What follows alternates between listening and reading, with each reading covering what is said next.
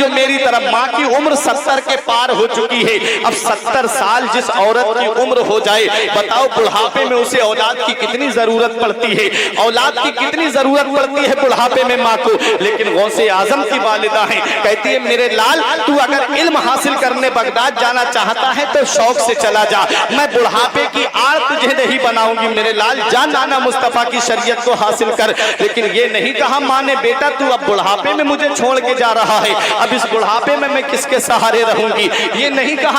अस्सलामु अलैकुम वरहमतुल्लाहि व तआला व बरकातुहू। यकीन है नाजरीन आप लोग खैरियत और आफियत से होंगे।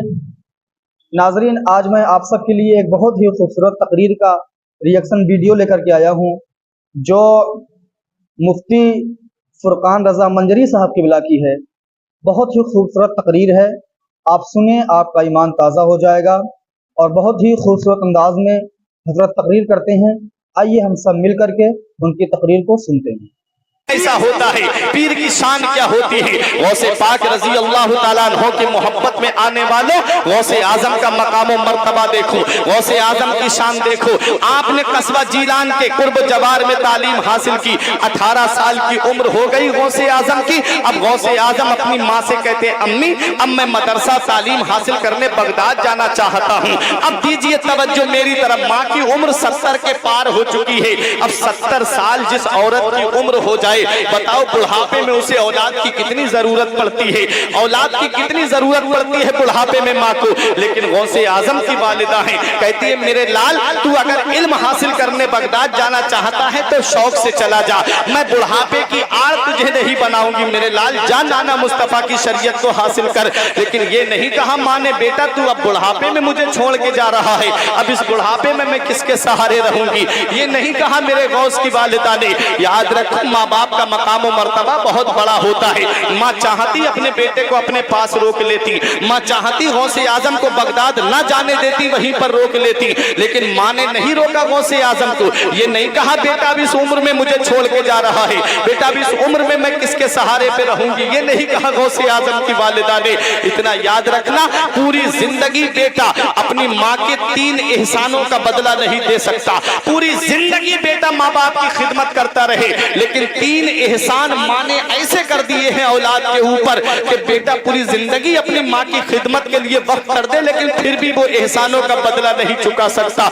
और वो 3 एहसान क्या है? एक एहसान ये है कि 9 महीने उसने तुमको अपने शिकम में रखा है, 9 महीने अपने शिकम में रख करके उस माँ ने घर का काम भी किया है, घर के काम काज को भी किया है और बहुत परेशानियां उठाई हैं। आप जानते हो जो आदमी शादीशुदा है वो इस हालत से वाकिफ होते हैं, जब औरत अय्याम रज़ाअत से होती है, जब औरत जो है वो शिकम से होती है, बच्चे की विलादत का मामला जब आता है तो प्यारे मुसलमानों कितनी परेशानियां होती हैं। औरत को रात में नींद नहीं आती, कभी पैरों में दर्द, कभी सर में दर्द, कभी जिस्म में दर्द। लेकिन बेटा है कि उन कुर्बानियों को भुला देता है, बेटा है कि उन कुर्बानियों को फरामोश कर देता है। हजरत उमर फारूक आजम के पास में एक बुढ़िया आई, रोने लगी, कहा हुजूर मेरा बेटा मुझे बहुत सताता है। कहा क्या बात है? कहा मेरा बेटा मुझे बहुत जुल्म करता है मेरे ऊपर। आपने उसके बेटे को बुलाया और 1 या 2 किलो का पत्थर उसके पेट पे बांध दिया और कहा खाना खाएगा ये पत्थर तेरे पेट से नहीं हटेगा, शाम को सोएगा तब भी ये पत्थर तेरे पेट पे रहेगा, और सोन अगर तू हाजत के लिए जाएगा तब भी ये पत्थर तेरे पेट पे बंधा रहेगा। एक रात काटना दुश्वार हो गया, माँ से कहता है अम्मी जाकर के ये पत्थर मेरे पेट से हटवा दे। जब कहा तो उमर फारूक आजम ने उसका वजन और बढ़ा दिया, 3 किलो के करीब पत्थर कर दिया। 3 किलो का पत्थर जब उसके पेट में बांधा गया तो रोने लगा, परेशान हो गया। जिंदगी गुजारना, एक दिन काटना उसको करना पड़ गया, दुश्वार हो गया। उमर फारूक आजम के पास में दोनों माँ बेटे आए और माँ ने रो के कहा हुजूर मैं अपने बेटे को माफ कर रही हूँ, मेरे बेटे से इस परेशानी को हटा दीजिए। उमर फारूक आजम ने पत्थर हटाते हुए कहा था नादान तू 2-3 किलो का पत्थर पेट पे रख दे, एक दिन काटना तुझे दुश्वार हो गया। तूने अपनी माँ की कुर्बानियों को कैसे भुला दिया, तूने अपनी माँ की कुर्बानियों को कैसे फरामोश कर दिया। तेरी माँ ने 9 महीने तुझे अपने शिकम में रखा था, कैसे रात को लेटी होगी, कैसे रात को उसने तेरे लिए खाना रखा, तेरे वालिद के लिए खाना बनाया होगा, कैसे तेरी माँ ने रात में कैसे करके बिस्तर पे बैठ करके रात गुजारी होगी। अरे नादान तेरे घर का काम काज भी उसने किया होगा, कैसे तूने अपने माँ बाप की कुर्बानियों को फरामोश कर दिया। जा, औलाद कितनी भी बड़ी दौलत वाली क्यों ना बन जाए, लेकिन माँ बाप के हुक्म के ताबे रहती है। औलाद कितना भी कहे कि ये मकान मैंने अपने पैसे से बनाया है, बेटा कितना भी कहे ये मकान ये सारी जायदाद मेरी अपने पैसे से है, मैंने मेहनत करके बनाई है। हदीस पाक क्या कहती है, नबी का फरमान क्या कहता है। नबी की बारगाह में एक सहाबी आए, बोले आका मेरे वालिद पे मेरा कर्ज आ रहा है, दे नहीं रहे हैं। नबी ने उनके वालिद को बुलाया, बूढ़े सहाबी थे, डंडे का सहारा लेकर के आए। नबी ने फरमाया क्या तुम अपने बेटे का कर्ज नहीं देते? उनकी आंखों में आंसू आ गए। कहते आका जब मैं जवान था मेरे जिस्म में ताकत थी, मेरे जिस्म में कुव्वत थी, मैं पैसे कमा के लाता था, मेरा बेटा मुझसे खर्च को पैसे मांगता तो मैं अपने बेटे को पैसे खर्च को देता था।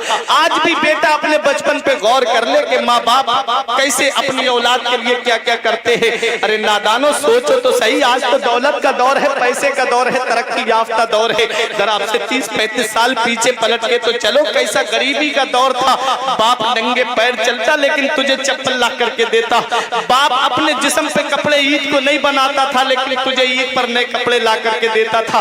तेरी माँ ने एक बार कहा था कि ईद पर मेरा बेटा नए कपड़े पहनेगा। ये तेरा बाप जाकर के दोपहर में शिद्दत की गर्मी में जाकर के चौराहे पे खड़े हो करके मजदूरी करके, और जब प्यास लगती थी तो मस्जिद के नल से जाकर के पानी पी लेता दूर चल के। जब कोई पूछता कि तूने जो है पानी इतनी दूर पीने क्यों गया, एक बोतल खरीद करके पी लेता। तो ये बूढ़ा बाप कहता है कि 20 रुपए बचेंगे, मेरे बेटे के लिए काम आ जाएंगे खर्चे में। मेरा बेटा पढ़ाई कर रहा है, मेरा बेटा तालीम हासिल कर रहा है, मुझे अपने बेटे को ईद पर नए कपड़े बना करके देना है। कैसे इन कुर्बानियों को फरामोश कर देती है औलाद, कैसे इन कुर्बानियों को भुला देती है ये औलाद।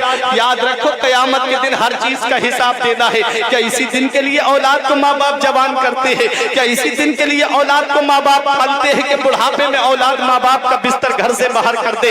याद रखो पहली मोहब्बत माँ बाप की है, दुनिया में जो बदला मांगती है। अगर तुम अपने माँ बाप के साथ भलाई करोगे तो तुम्हारी औलाद तुम्हारे साथ भलाई करेगी। अगर तुमने अपने माँ बाप के साथ भलाई नहीं की तो ये उम्मीद मत रखना कि बुढ़ापे में तेरी औलाद तेरा सहारा बनेगी।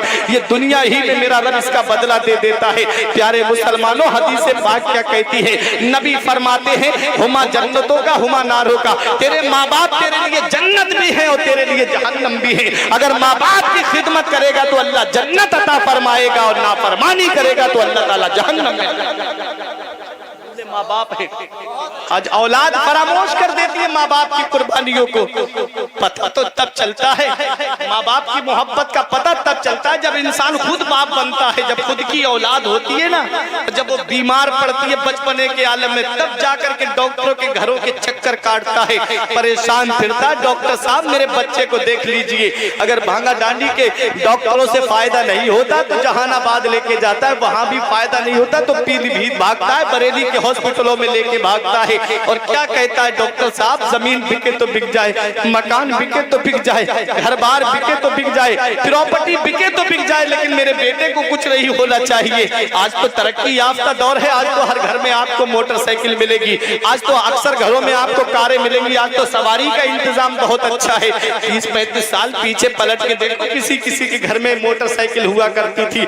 कई गाँव मिला के देखा जाता तो कहीं किसी एक के पास में कार नजर आती थी। लेकिन प्यारे मुसलमानों, तेरे बचपन के आलम में जब तू बीमार पड़ा था, जैसे आज तू अपनी औलाद को लेकर के डॉक्टरों के घरों के चक्कर काट रहा है, ऐसे बचपन में तुमने अपने बचपन को कैसे भुलाया? जब तुम बचपन में बीमार पड़े थे तो यही बूढ़े माँ बाप तुम्हारे डॉक्टरों के घरों के चक्कर काट के आए थे। बाप के पैर में चप्पल नहीं होती लेकिन तुमको लेकर के गए। बारिश हो गई तो माँ ने अपना दुपट्टा अपनी चादर तुझे उड़ा दी, तुझे नहीं भीगने दिया, खुद भीगते चले गए।